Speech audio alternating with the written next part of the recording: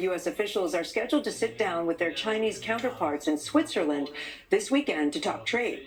President Trump is already chiming in on these negotiations. He suggested earlier today that the tariffs on Chinese goods coming into the U.S. should be lowered from 145% to 80%. So let's bring in NBC News business and data correspondent Brian Chung. Brian, what are the expectations for these talks expected tomorrow between the U.S. and China? Yeah, well, it does sound like, based off of that Truth Social post from the president, that they're trying to take the temperature down ahead of these big conversations between the Chinese and the United States. As you mentioned, Scott Bessent, the Treasury of the Secretary, going alongside the U.S. Trade Representative to negotiate with their Chinese counterparts in a meeting in Switzerland this weekend. Now, if they do lower those trade barriers from 145% right now to 80%, maybe that gets the Chinese a little bit more warmed up to offer concessions of their own as they are imposing 125% tariff on American goods going into their country. But again, what comes out of this, we're not expecting a full comprehensive trade deal, but maybe this is something incremental to progress in the trade discussions between these two countries. And Brian, we've talked about the Trump administration yesterday touting this potential deal, outline of a deal with the UK.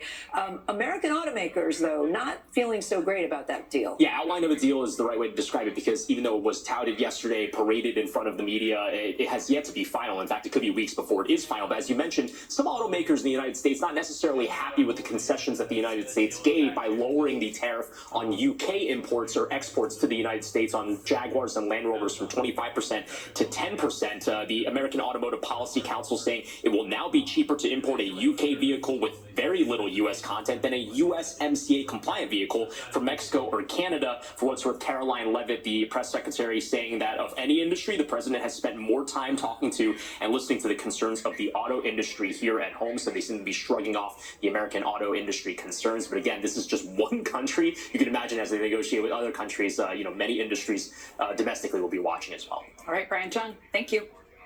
A daily original this hour, coming soon to a beauty supply store near you, is President Trump's trade war. Small businesses like beauty shops rely heavily on imports from places like China and Cambodia. I stopped by a beauty shop in Memphis, Tennessee to see the impact firsthand. While the bundles of hair and shelves of oils at beauty supply store Pink Noir are miles away from President Donald Trump's tariffs overseas, in Memphis, Tennessee, owner Chastity Monroe says price hikes will soon hit close to home. There are so many different products in this store. Where do you get most of them from? Are they manufactured in the United States? No. So I like to say the entire store really exists in the international trade, right? About 90% of the items are sourced from China. From China specifically? Yes. When President Trump imposed a 145% tariff on imports from China, Monroe says her vendors hiked prices, and the increase will soon hit her store shelves. I normally have a short afro. Yeah. Right now, I've got about 4 packs in for my braids. Yeah. How much would that cost with tariffs? Yeah, so, just like a pack of hair like this, that would be $6.99. So this could very well be double the price. So a lot of these increases are ultimately, it sounds like, going to the consumer. Absolutely. In the United States, black hair care is estimated to be a $2.5 billion industry, and loyal customers are bracing for impact. I know they talk about everything else, but I want to know about the hair products. This is important for Black women, especially our beauty, our hair.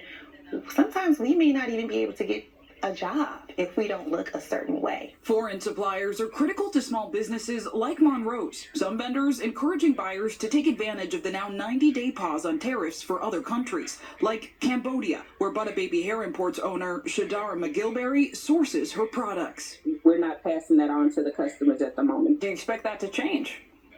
Most definitely. It's definitely going to have to change. If it doesn't change, we'll end up going out of business. Economist Trevon Logan says many Black-owned mom-and-pop shops aren't in a position to adjust to a global trade war. The smallest fish in the largest possible pond does not have that sort of negotiating power. The second problem is, you think one of the things that you would do is buying a lot of things now before the tariffs hit. But if you're a small business, you don't have a lot of space to stock all of that inventory. We've heard from the Trump administration that the end goal is to, in part, bring manufacturing back to the U.S. You've said that because of some of the pricing, you might bring these products, the manufacturing, to the country. So is it working? I think it is working, but it's not working. So it becomes unaffordable. At Pink Noir, Monroe also sells her own hair care line. Since the tariffs, she's explored making the products here in the United States. The minimum order quantities are astronomical for a small business. And I've been struck that throughout this conversation, often you've had a bit of a smile. But when we talked about sort of the risk to your business, that smile did fade. I wonder, how has this felt for you as a small business owner? There's absolutely fear. But I will say this, we are resilient. I come from a resilient people. For me, this is legacy.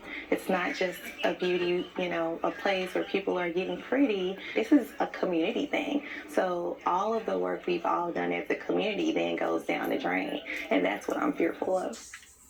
And Chastity Monroe also tells me her customers are already changing some of their buying habits, some buying shorter, cheaper lengths of hair than they normally might. One customer actually bought the entire supply of one specific shade of lipstick. All of these customers now saying it's in an effort to get ahead of some of those price increases. Yeah, and it really struck me when she said that sometimes your job might be on the line if you're going for an interview and don't have the right look. Right, it's not just vanity. For some people, this is the difference between employment and not. Yeah, Zinkley, thank you.